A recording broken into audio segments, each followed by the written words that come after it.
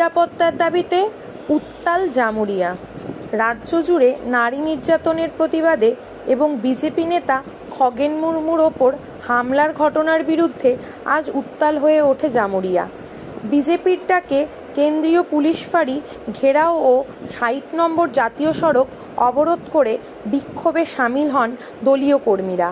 বিক্ষোভ ঘিরে উত্তেজনা ছড়িয়ে পড়ে এলাকা জুড়ে। পুলিশের সঙ্গে ধস্তাধস্তি, রাস্তা জুড়ে চরম বিশৃঙ্খলা ও দীর্ঘ যানজট তৈরি হয়। পরিস্থিতি নিয়ন্ত্রণে আনতে মোতায়েন করা হয় বিশাল পুলিশ বাহিনী। বিক্ষোভে উপস্থিত ছিলেন উত্তরবঙ্গের বিধায়ক দুর্গা মুর্মু। তিনি জানান, রাজ্যের সরকার নারী নিরাপত্তা রক্ষায় সম্পূর্ণ ব্যর্থ। অপরাধীদের উপযুক্ত শাস্তি না হওয়া পর্যন্ত এই আন্দোলন চলবে বলেই হুঁশিয়ারি দেন তিনি। পশ্চিম বর্ধমান থেকে সুব্রত বায়ুরীর রিপোর্ট, ইটাহার টিভি নিউজ।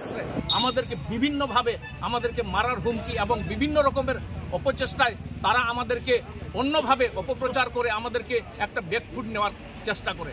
আপনারা দেখেছেন আজকে যে ধরনের বন্যা ত্রাণের জন্য সেরা তো রাজনীতি করতে যায়নি। একটা রাজনীতিক পরিকাঠামো, এই গণতন্ত্রের একটা সিস্টেম থাকে, কিন্তু গণতন্ত্রের মাধ্যমে তারা নিজের আইনের নিজের মতো আইনটাকে মানে না, আইনটাকে ধ্বংস করে যেভাবে এমপি এমএলএ যে জনপ্রতিনিধিদের উপরে যখন এতটা আক্রান্ত হচ্ছে, তাহলে সাধারণ মানুষ কোথায় থাকবে?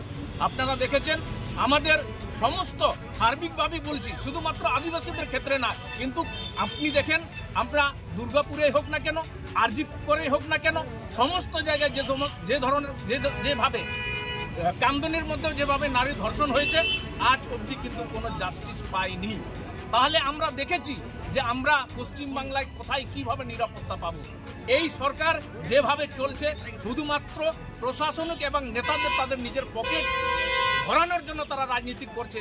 আপনি সারা পশ্চিমবাংলায় যান, কোনো রাস্তা, কোনো স্বাস্থ্য, কোনো শিক্ষা পরিকাঠামো বা কোনো পানীয় জলের ব্যবস্থা কোনোভাবে ঠিকঠাক নেই। এই কারণে এখানে কোনোভাবে যদি আগামী দিনে মানুষ বুঝে গেছে আগামী দিনে এই সরকারকে উৎখাত করবে, এটা সম্পূর্ণভাবে নিশ্চিত। এটা আপনাদেরকে বলে যাচ্ছি, আগামী দিনে নিশ্চয়ই সুশাসনের জন্য এখানকার জনগণ নিজের রাস্তা নিজেরা বেছে নেবে এবং আগামী দিনে এই সরকারকে উৎখাত করবে।